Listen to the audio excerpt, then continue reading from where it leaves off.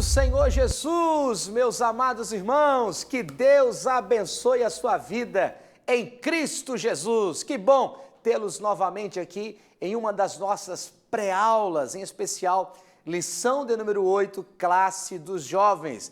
Nosso grande abraço, cumprimento a você, professor, professora, jovem que tem se esforçado a levar a palavra de Deus. Não se esqueça de já se inscrever no nosso canal.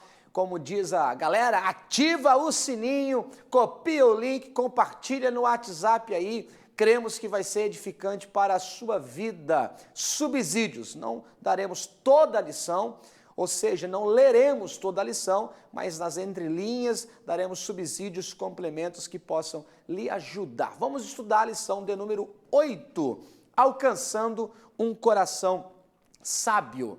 Texto do dia está em Salmos 90 e 12, ensina-nos a contar os nossos dias, de tal maneira que alcancemos o coração sábio. Síntese, contemplar a eternidade de Deus e constatar a nossa finitude e fragilidade é um bom início para alcançar um coração sábio. 3 objetivos que o professor e a professora têm: explicar a eternidade de Deus e a mortalidade do ser humano, conscientizar de nossos equívocos, compreender que a sabedoria traz esperança. Texto bíblico, leitura em classe, você vai dar um versículo para cada jovem ler. Aconselho escolher aqueles jovens tímidos, que pouco participam nas aulas, já é uma maneira simples, mas eficaz de envolvê-los. O Salmo 90, do 1 ao 17, aí você já vai envolver 17 alunos lendo.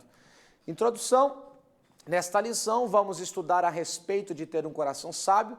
Veremos que tudo começa em Deus, é preciso reconhecer a sua eternidade e soberania, depois passaremos a considerar a nossa finitude e fragilidade. Então, estaremos prontos para reconhecer os nossos pecados, para abraçar a graça de Deus e viver uma vida abundante.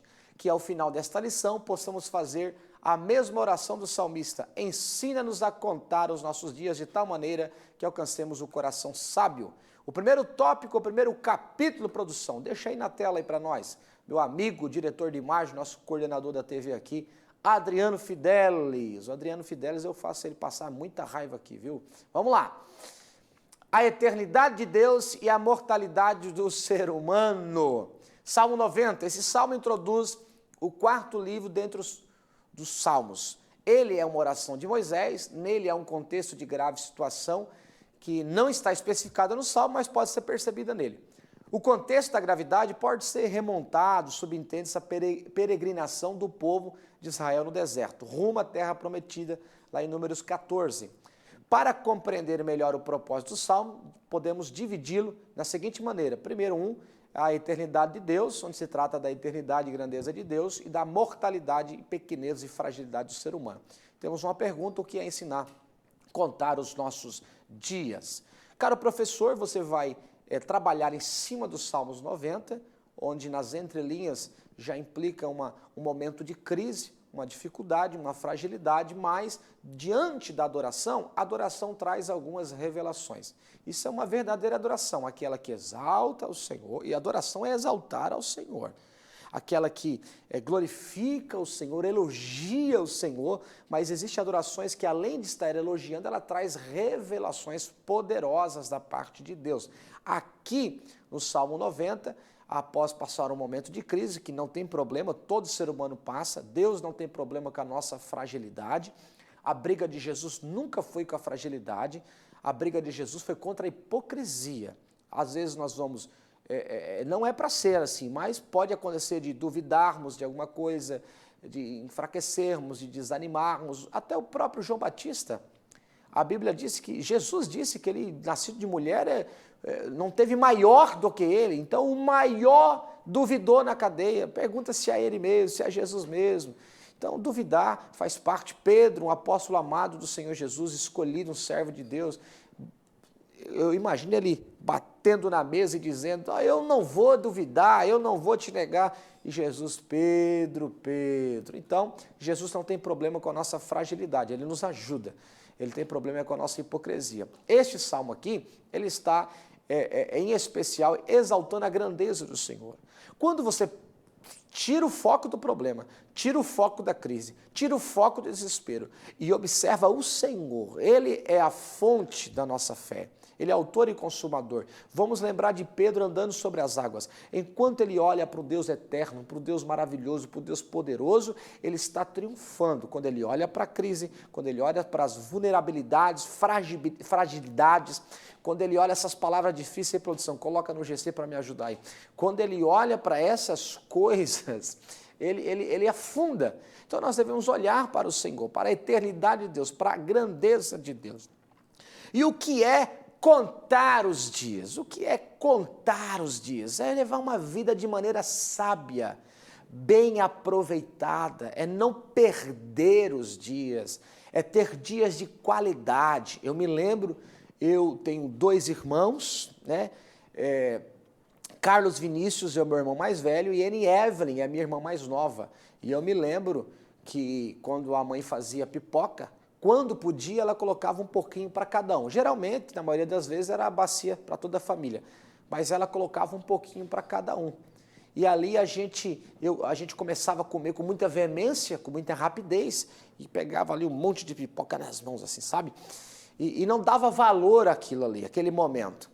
E de repente eu via minha irmã, eu via minha mãe comer devagar, dando valor. Você vai entender onde eu quero chegar com essa ilustração. Aí quando eu via que estava acabando a minha pipoca, aí eu pegava bem devagarzinho e, opa, me ensina a contar os dias, me ensina a contar as pipocas. Não é assim, é com sabedoria. Está entendendo? Você começa a dar valor. Eu vou dar um exemplo familiar também. Meu pai trabalhou muitos anos no sítio. Meu pai trabalhou muitos anos na zona rural. Uma vez, há muitos anos atrás, hoje ele não trabalha mais com isso, ele foi comprar ali um gado ali, uns bois, e de repente ele comprou, não sei se era 20, se era 30, e encostou o caminhão dele e começou a entrar os bois, começou. E de repente veio um manco, veio um ali meio doente, meio magrinho, e o pai disse assim, opa, para aí, que esse aí não dá na contagem. Esse aí não dá na contagem, não, esse aí não dá na contagem. Ou seja, esse aí não dá, é desperdício. E aí tinha até na cidade onde eu morava, tinha até uma brincadeira, tinha até um bullying, quando a pessoa não era boa naquilo que fazia, quando alguém queria brincar com alguém, isso aí não dá na contagem, isso aí não. Então eu creio que aprender a contar os dias, é o dias que dá na contagem, não é aquele dia que você desperdiça. Ainda mais nós aqui ó, na era das redes sociais, um dia que você só para aqui, é um dia desperdiçado, você não deu um beijo da sua mãe, não disse que ama, não evangelizou, não falou de Jesus, não cuidou do corpo, não se edificou. Então quando a Bíblia fala, ensina a contar os nossos dias, é reconhecer a nossa fragilidade e entender que os dias estão indo, cada dia é precioso, eu vou viver com a sabedoria. Então quem quer contar os dias, apela para a sabedoria. Pega essa chave aí. Conscientizando-nos dos nossos equívocos, sobre a ira de Deus. O salmista reconhece que o seu povo está sobre a ira de Deus. Essa ira divina chegou por causa dos pecados que não estão mais ocultos, pois foram abertos diante da luz do rosto de Deus. Aqui há outro aprendizado extraordinário, no lugar de culpabilizar, palavrinha boa para falar, culpabilizar, eu estou com dificuldade na língua hoje, produção, aumenta para mim aí. Os outros, por problemas que são nossos, precisamos aprender a conhecê-los, identificá-los e nominá-los. Tudo está patente diante dos olhos do Senhor. Reconhecer que o povo estava debaixo da ira de Deus. Irmão, isso aqui é uma coisa interessante. Você sabia que o maior adversário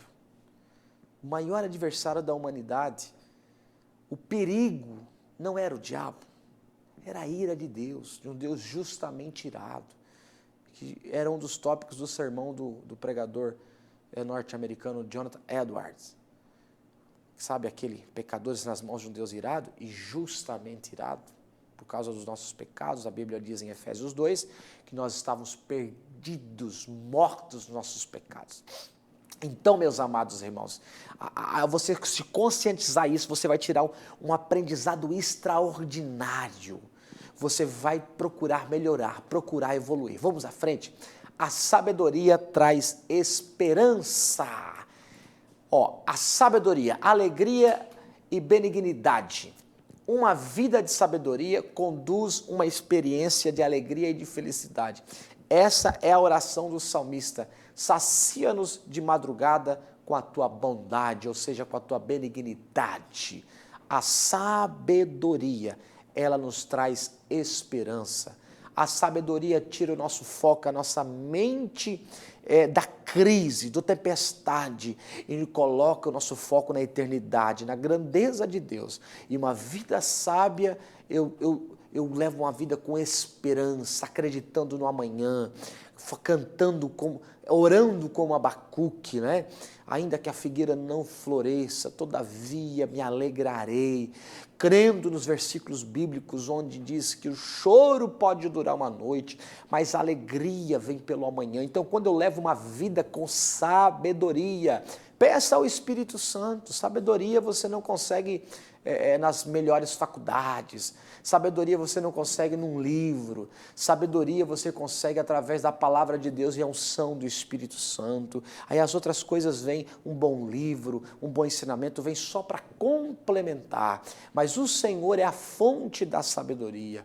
O rei Salomão pediu ao Senhor sabedoria e foi o homem mais sábio da terra. E o Senhor está com as mãos estendidas sobre a sua vida. Se você pedir sabedoria, eu tenho certeza que Ele vai te abençoar. Muito importante essa lição, nesse contexto da juventude, reconhecer as fragilidades. O jovem precisa reconhecer a sua humanidade, reconhecer a grandeza do Senhor, reconhecer a sua eternidade, reconhecer um Deus infinito, atemporal e descansar no Senhor. O Salmo 90 vem para nos convocar a pensar, a entrar num nível de sabedoria, de confiança no Senhor. E eu tenho certeza que a sua aula vai ser maravilhosa. Conclusão, vimos o quanto Deus é eterno e nós somos passageiros. Por isso, não é tempo de desperdiçar a vida naquilo que não agrada o Senhor.